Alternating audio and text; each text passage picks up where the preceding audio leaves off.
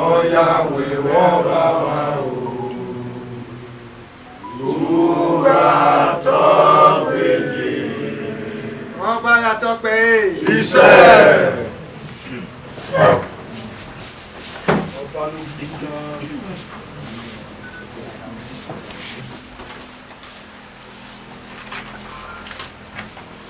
World Press Conference delivered this day on the 11th of June 2022 on the topic Sovereignty of the Benin Throne by Emerson Amoge, a member of Coalition of Benin Socio-Cultural Organizations. One greetings to all of you seated here today to experience these epoch-making events that brought together different socio-cultural groups in Benin Kingdom who got tired of the societal decadence fueled by some people in high places. Also to tell the world that enough is enough of all the intended atrocities that have been committed against the sanctity of our cultural existence, and to use the same avenue to chart a patriotic goal that will change our people for good. The great Benin people have lived in the concept of three fundamental elements: the throne, the king, and the people. And it is in this cycle of elements one of the greatest civilizations was built. Enemies understand these immortal elements of connection, hence they are poised in using the same knowledge to destroy our cultural existence. According to them, when you poison the people, they rebel against their king and therefore obliterate the throne. But they forget to understand that the throne is the people, only existing in other form of realm. When we kill the throne, we are inherently killing ourselves. However, Edo is insurmountable. As a result of this press conference, we are reaching out to the conscience of our people, most especially those in diaspora, to kindly retrace their steps.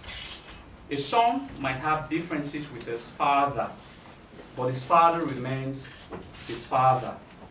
Oba Benin is the father of every Edo man and woman, and he's willing to forgive those who have committed infraction against the throne. We should always remember the throne is us, only existing in another realm. Whatever offense we commit against the throne, we inherently commit that same offense against our very self. Yes, sir. The present-day Edo State government, in truth, ought to be the first ambassador of Edo culture and heritage, and was supposed to work with the palace in a bid to push in the return of our stolen artifacts. Agreement was initially reached between the Benin royal family and Edo State government, only for Edo State government to breach that agreement, and ever since, the present governor of Edo State has been allegedly heard in several occasions that he will undermine the power of the Oba of Benin for an artifact that belongs to the Benin royal court. The present monarch has never at any period of time undermined the constitutional power of the governor, and he never will. Only that those who are drunk of power will want to undermine an institution that is thousands of years older than theirs. We would rather give our utmost patriotic and selfless loyalty to an institution that, by the mercies of God and our ancestors, is not time-bound. We will never support any government against our throne, because it is our duty as true patriotic Edo sons and daughters.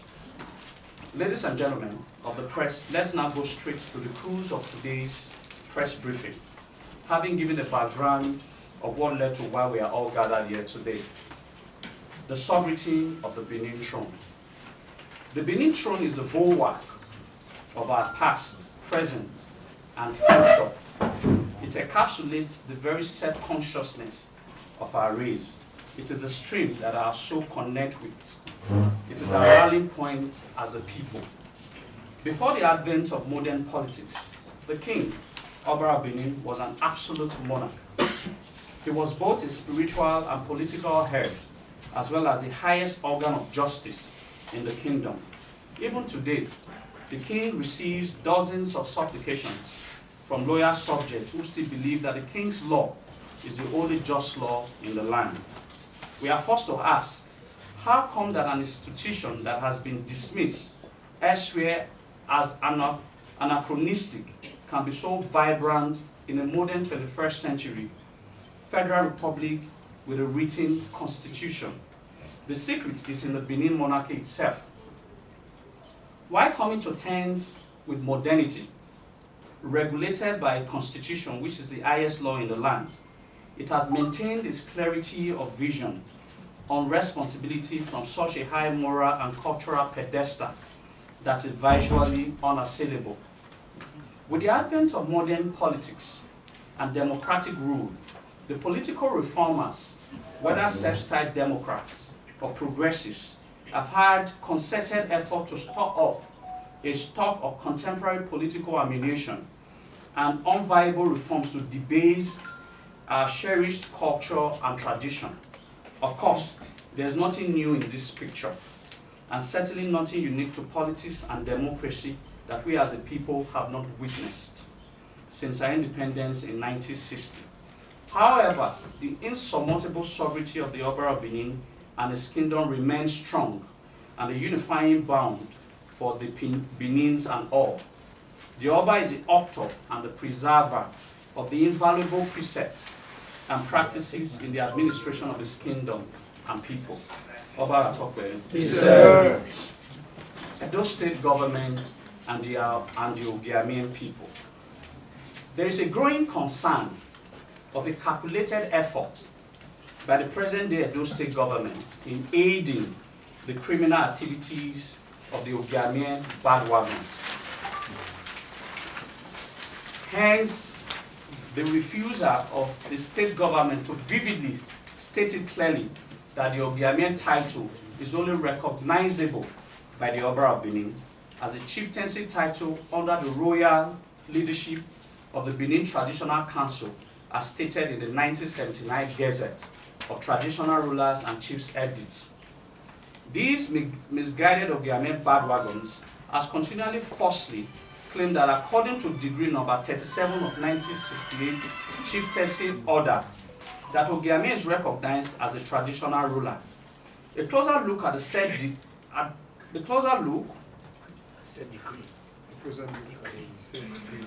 Okay, sorry. A closer look at the said degree stated otherwise, and rather referred to Ogiemen as a chieftaincy title, thereby invalidating their claims. At this junction, we would like to provide an archival material. An archival material preceding 1968. We have a letter that was addressed to Oba Akenzwa II by Chief Edo, who was the then Chief Ogiemen of Benin Kingdom, on the 9th of August, 1939, begging to be recognized as a chief, like several chiefs in Benin Kingdom. May I crave the indulgence of this press to read out that letter.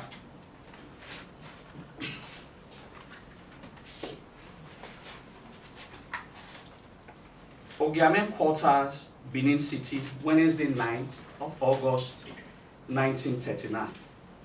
Omonoba Nedo, Akenzwa II, Ukwa Kolokolo of Benin, Egwoba, Plymouth Road, Benin City.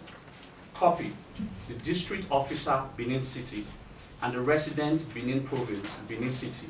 Garaumo.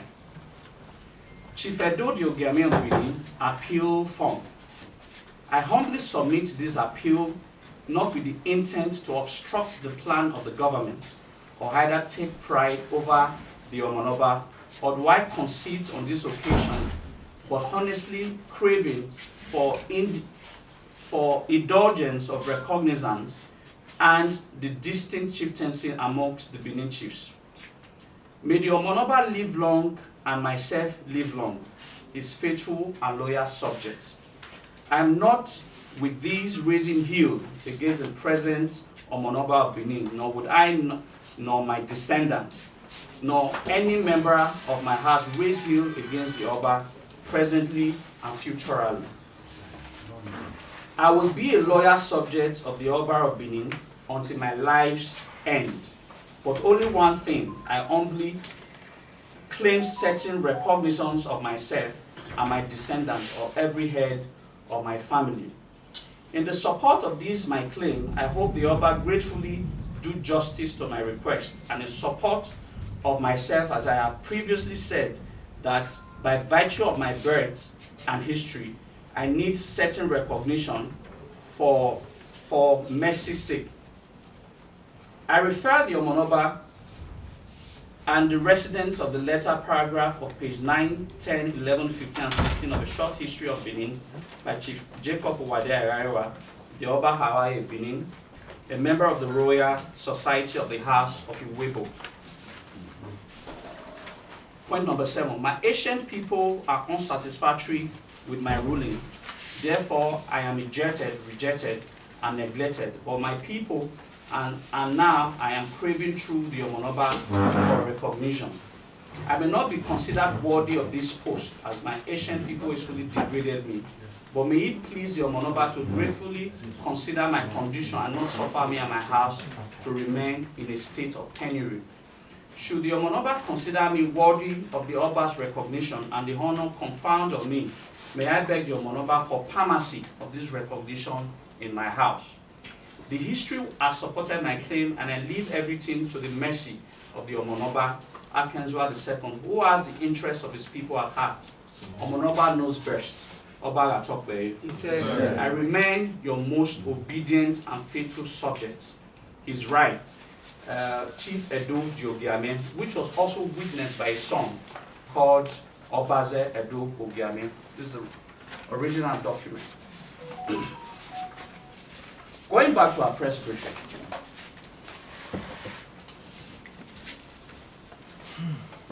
From the letter, you can hear one of the ancestors of these misguided lots pleading to be recognized as a chief of His Royal Majesty, only for his progeny 80 years later to start a status of a traditional institution, which is currently being aided by the state government, until they come out cleanly to state the obvious and bury this matter once and for all.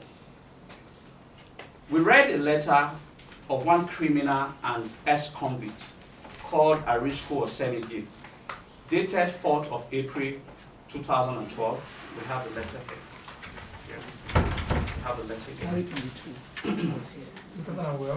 To the Attorney General and Commissioner of Justice of Edo State, wherefore he referred to himself as both Chief Ogiemen of Benin Kingdom and Utata, and the stated letter surreptitiously didn't agree that Ogiemen is a chieftaincy title as only recognizable by the Benin Traditional Council. Instead, alluded to its independence from the Benin Traditional Council. We are therefore now surprised that with this obvious show of arrogance and falsehood exhibited by Arisco Osemide, that the Attorney General of Edo State conceded to his deception through a letter dated 13th of April 2022. Let us take a closer look at the content of the said letter.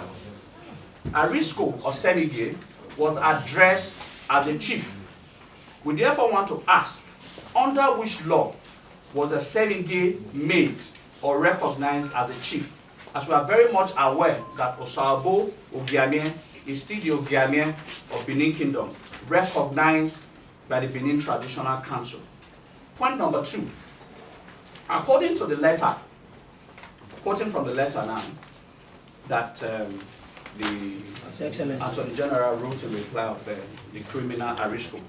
His Excellency, the Governor of Edo State, as in the light of your letter of undertaking, under reference dated 4th April 2022, in the interest of promoting peace and concord within the state directed that the charges against you be withdrawn upon the following conditions: that you immediately revert to your official statutory position as Chief Ogiemen of Benin, as recognized under our traditional rulers and chiefs' law and legal notices.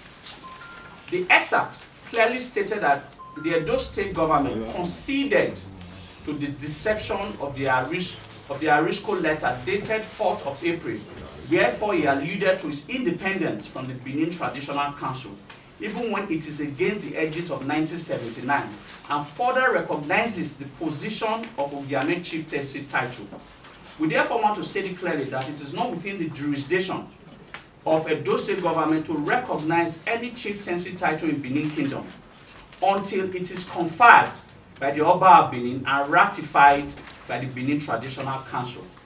In this whole context, we therefore call on the Edo State government to come out and state it clearly and clearly, as it should be, that the Ogiemen chieftaincy title is a title only recognized by the Oba of Benin, and that it is not an independent title, and that it belongs to the class of lower Uzama chiefs in Benin Kingdom called Uzama Nibie, and Ogiemen title ancestral function to the palace of the Oba of Benin was to carve a traditional stool for every new monarch, as they were good wood carvers. Only when these facts are stated clearly to the public shall we believe that the Edo State government is not aiding the criminality of these bad wagons. For the purpose of clarity, let us now look at some aspects of history that have been badly bastardized by these bad wagons for the purpose of the future. The Kyokbaga Treaty. This was the treaty between Obayewedo and the Ogiemen of that era. We are all aware that when Oromiyan returned from Ile-Ife as the rightful heir to the throne of his grandfather, Ogeso Owodo, he was met with a strong resistance from the Ogiemen family, having been given the regency right of about 70 years, that our Eza Prince, a Kaladeran, of which the Yorubas of that era knew as Oduduwa, spent at Ile-Ife. When Oromiyan returned back to his ancestral home to rightfully sit upon the throne of his ancestors, but because of the greed of Evian and his progeny, they fought earnestly to deny Oromiyan his rightful place. A move that led the Ejion to build a palace at Usama, from where Oromiyan ruled Benin, but not for long. His son Obayeweka I, as well as Obayeweka's first successors, Uwaekwai and Ehemie. Oromiyan's great-grandson, Obayewedo, who later realized that as an Oba, his authority over his people must be absolute and not sectional. And the knowledge of such, it transversed into the hearts of Igodomigodo, from the peripheral Osama quarter along the present-day Siloko Road, which the Ogiemen family had already colonized. Ladies and gentlemen, let it be known this day that the last for Ogiso's palace was not at Wundun. The porter of Ogiso A moved the palace to after his grandfather built the first known palace at Ugbekun, but rather at Ogbe, the quarter that the seat of the Oba of Benin is till date. Hence, in history, it is called Ogbe Ogiso, which as at today, the present day Oba of Oramen Square. When Obayewedo manifestly incubated in his bid to build the palace in the heart of Benin, a battle broke out, which led to Obayewedo mercilessly defeating the Ogiemen and his warriors. It was as a result of the wisdom of diplomacy that he formed Obayewedo to graciously have a treaty with the now humbled Ogiemen so as to allow peace reign in his kingdom. The treaty was of mutual benefit, where a portion of the land now being presently occupied by the Ogiemen people for the period that the Kaladeran went to establish kingship in Ile-Ife, as well as the years from Oba Oromiyan down to Oba Ehemien ruled at Usama. In totality, this period lasted approximately 157 years. This period was enough for the Evian progeny to lay claim over a land that in the first place wasn't theirs. Ogiemen's jurisdiction was therefore reduced to Tantan, Sokwamba Road, from the beginning at present-day Asoro Street to Iriye Neva Moat, present-day Third Junction. When these people currently come out to claim Utanta Kingdom, it therefore means that they are referring to the beginning of Sokwamba Road at First Isekula to where Sokwamba terminates at Third Junction, which inherently means that Chief Ogiemen is more or less an Ojonwe of Utanta Sokwamba Road. That's a fact. To further buttress the point that Ogiemen was never much an important figure or a stumbling block in Benin history, Obayawedo created the first known title outside the Idiom called Nia Sowa, now abridged as Iyase.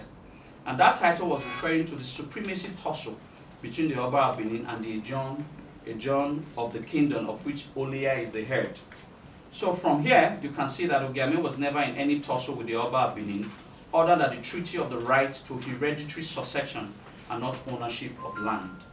To further expatiate on this, Princess Agayu Benin, the first child of Oba Semede, who felt she was denied of the throne, later struck a deal with his younger brother, Oba Adolo, to make the title of Osula hereditary. When the title was bestowed upon one of her sons, the same issue played out between the Ogiemen and Obayawedo. When the Ogiemen realized he has lost his relevance as the Ojonwe of Utanta, he therefore struck a treaty with the Oba to allow him retain the title of Ogiemen as a hereditary title. Hence, the Ogiemen title was traditionally and officially created by Obayawedo, and in later years was added to the Uzama Nibie, a group of lesser Uzama, of which Ogiemen is the fifth in significance by Oba Esigi. The reason Oba Esigi added Ogiemen to this junior Uzama was a move to spite the Olia, because Olia and Ogiemen are sworn enemies dating back to the 12th century. The enmity was as a result of Olia leading other delegates to retrieve Ikaladeram from Ile-Ife and finally placing the Ogiemen family where they rightly belong, as blacksmiths from Enyanugi. Because of that act, Ogiemen himself retaliated by creating his own Olia. The Ogiemens themselves were opportunists, as the land they occupied in those 157 years belonged to the Ogisos, of which the Obas of Benin are proud extension of. Majority of the Obas didn't observe the Ekyopaga mock battle because of the insignificance of the practice, which is more or less a ceremonial practice during the coronation phase of the newly crowned Oba of Benin. The generosity of the Oba of Benin influenced his decision in considering the title of Ogiemen as hereditary and also as his chief. That was so because we recognize the services of Evian to his kingdom. Otherwise, apart from the Oshoga myth, it is regrettable that there is no other beneficial service to the kingdom attributable to the Ogiemen succession. The general who subdued Ogiemen was known as Odigie Olomi, the then head of blacksmith who lived in Ogbe-Iboya. The Oba's army defeated Ogiemen and pushed them to Unweru, where the battle ended, now Asoro Street. Obayawedo was at Ekyopaga, where Ogiemen finally surrendered to him. Odigie Olomi, for being able to defeat the violent leader, was subsequently conferred with the title of Iyase and was installed as the first Iyase of Benin in about 1255 AD. How then did the vanquished Ogiemen not determine the terms of the treaty? Evidence pointed out that the treaty was for Obayawedo to mercifully grant him the right to a hereditary succession, so as to remain relevant within the sphere of his family nucleus. To finally put to rest that the Ekyopaga Treaty is a complete ruse created from the imagination of these unlearned people. If there was a treaty that was signed and the consequence of its violation is death, as the Ogiemens earlier insinuated, why then did Ogiemen accept the betrothed daughter of Oba Adolo, Princess Igbinake, in the year 1848 AD, knowing fully well a part of the treaty was no intermarriage between both families?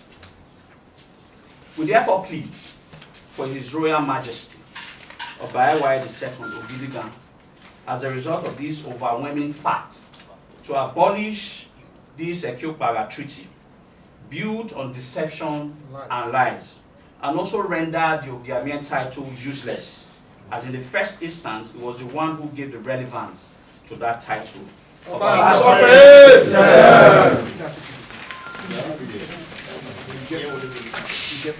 We therefore plead for His Royal Majesty, Oba II Ogidigan, as a result of these overwhelming facts, to abolish this Ekyokpaga Treaty, built on deception and lies, and also render the Ogiemen title useless, as in the first instance, it was the one who gave relevance to that title.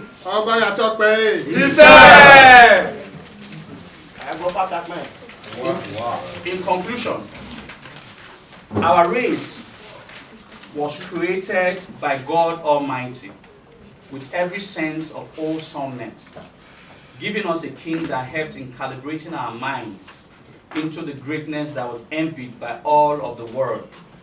Unfortunately, we lost that freedom to self-advancement, courtesy of the British invasion in 1897.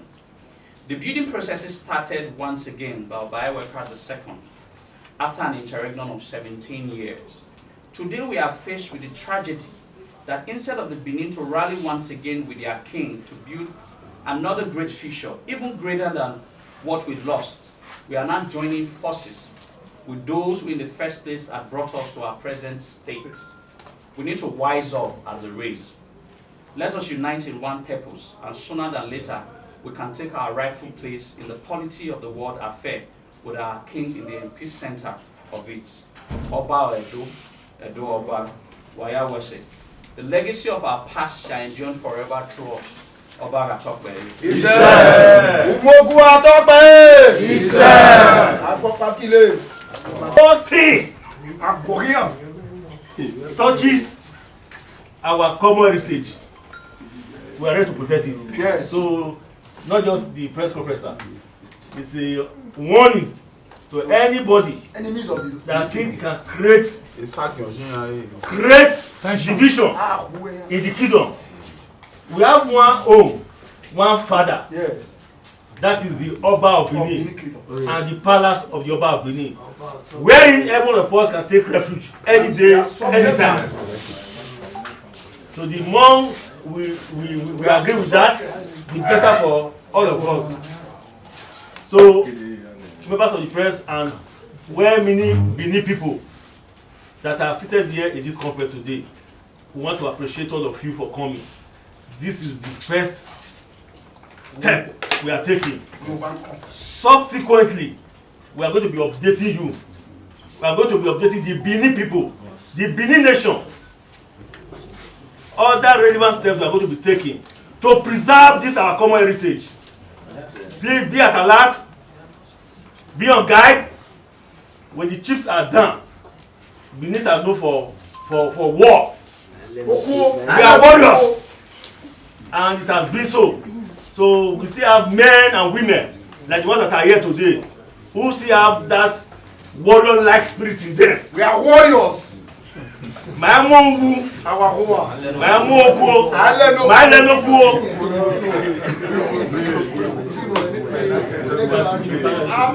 My name is Dr. Prince Nosaka Esonye.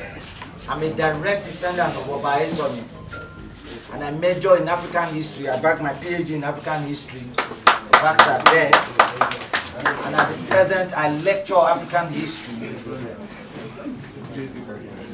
I am surprised that things like this are gradually unfolding.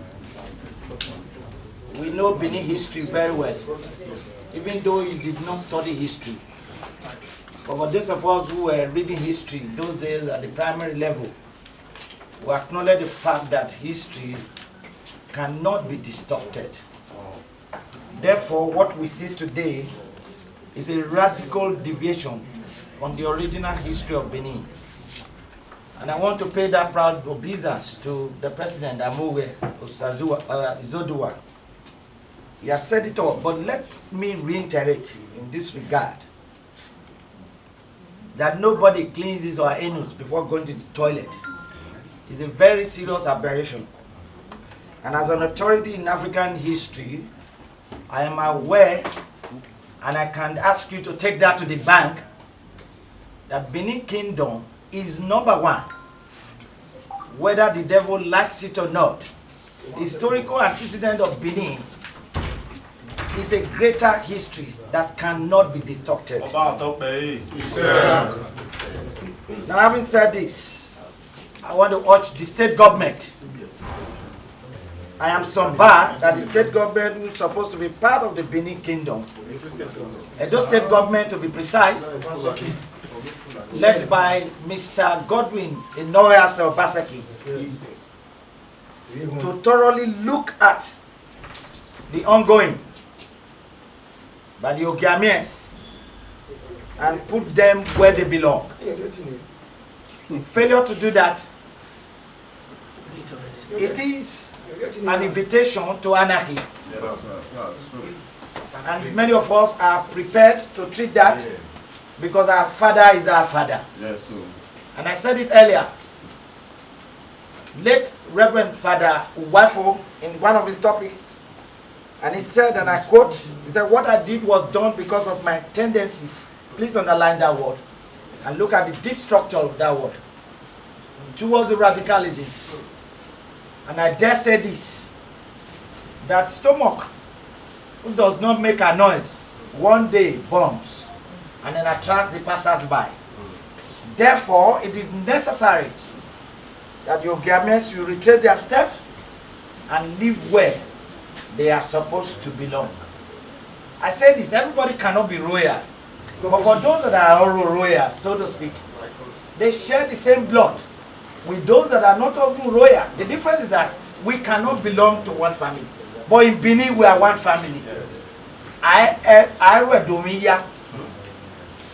I will to say bubu mehen.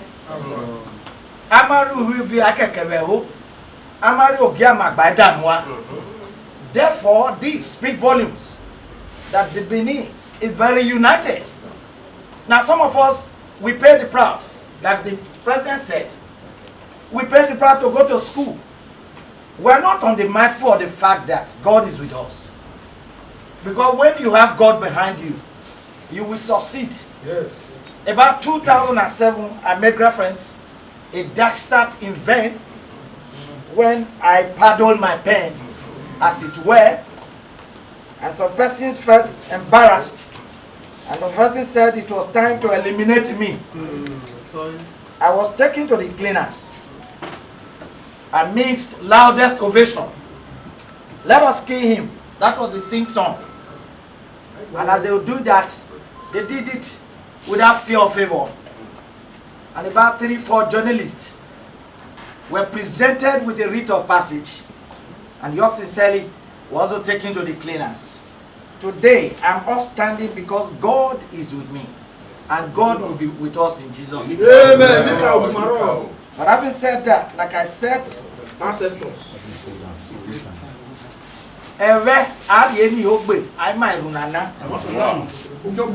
This is Benin. No sita bi we oyun ke moto.